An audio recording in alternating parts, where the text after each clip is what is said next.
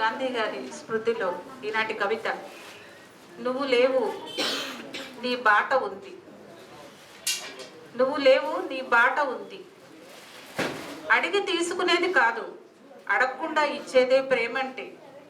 బాధల్ని భరిస్తుంది కానీ ప్రతీకారం మాటే తలపెట్టదు.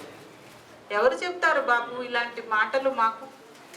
రెక్కల గుర్రంలా ఎగిరి దూకే హింస కింద అహింస నలిగిపోతూ ఆక్రోశిస్తున్నప్పుడు కూడా, నిన్నటి రేపటి కలతల పిడికిట్లో వర్తమానం విలవిల్లాడుతున్నప్పుడు కూడా, నిన్ను బలిగొన్న మతోన్మాద తూటాలు నీ సిద్ధాంతాలను బలి తీసుకోలేకపోయాయి చూడు. నువ్వు కన్ను మూసిన 67 ఏళ్ల తర్వాత కూడా, నువ్వు కన్ను మూసిన 67 ఏళ్ల తర్వాత కూడా మా గుండె తడి ఆరిపోవటం లేదు. ఓ మహాత్మా, ఓ మహర్షి, ఇలా నిన్ను పిలవటం నాకెంతో ఇష్టం. రవి అస్తమించని రాజుల గుండెల్లో రైళ్లు పరిగెత్తించావని కాదు, కడజాతులకు అండగా నిలబడి అంటరానితనాన్ని తరిమి కొట్టావని కాదు, దారాన్ని జీవితాధారం చేసి సామ్రాజ్యవాద గజాలను బంధించావని కాదు, శాంతి పాపాయి పెదవులపై మువ్వల నవ్వులు పోయించావని కాదు, అహింసని అందలమెక్కించి రామనామాన్ని ప్రేమారామం చేశావని కాదు, కర్మయోగిలా జీవించి జీవితాన్ని ధర్మక్షేత్రంగా మార్చావని కాదు, గుప్పెడు ఉప్పుని పోగేసి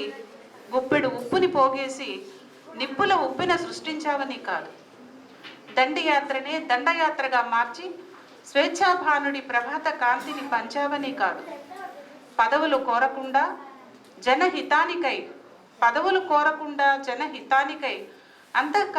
అంతఃకలహాలకి అంకితమయ్యావని కాదు, తెల్లవారుతుండగానే మా మురికి వీధుల్ని ఊడ్చుకునే స్ఫూర్తిని ఇంకా మాలో మిగిల్చినందుకే, పై చోకులు, ఆకాశ హర్మ్యాలు, విద్యుత్ దీపాల తళతళల వెనుక గుమ్మం వైపు పోగుపడ్డ కంపుని గుర్తు చేస్తున్నందుకు, మానవతా గంధం మాసిపోయి నెత్తుటి మరకల అత్తరుల్ని పూసుకుంటున్న మాలో బాహ్యాంతర శుచిత్వ చైతన్యాన్ని ప్రసారం చేస్తున్నందుకు, నా ఇంటి వరకు చాలా బాగుందని ప్రతివాడు అందరికీ పంచే కాలుష్య మేఘాల్ని తరిమి కొట్టే నవ సందేశాన్ని ఉపదేశిస్తున్నందుకు, ఇప్పుడు ఈ దేశమే పెద్ద శౌచాలయంగా మారిపోతుంటే భూమిపై మెరిసే మాణిక్య దర్పణంలా మళ్ళీ నిలబెట్టే కేతన గీతాన్ని వినిపిస్తున్నందుకు, మా పాపాల మురికి కుపమైన గంగమ్మను మళ్ళీ ప్రక్షాళన చేసుకునే శక్తిని ఇస్తున్నందుకు, బాపు నువ్వు లేవు నీ బాట ఉంది, నువ్వు లేవు నీ బాట ఉంది, నీ మంత్రం ఉంది. స్వేచ్ఛా భారతంలో స్వచ్ఛ భారతం. ధన్యవాదాలు.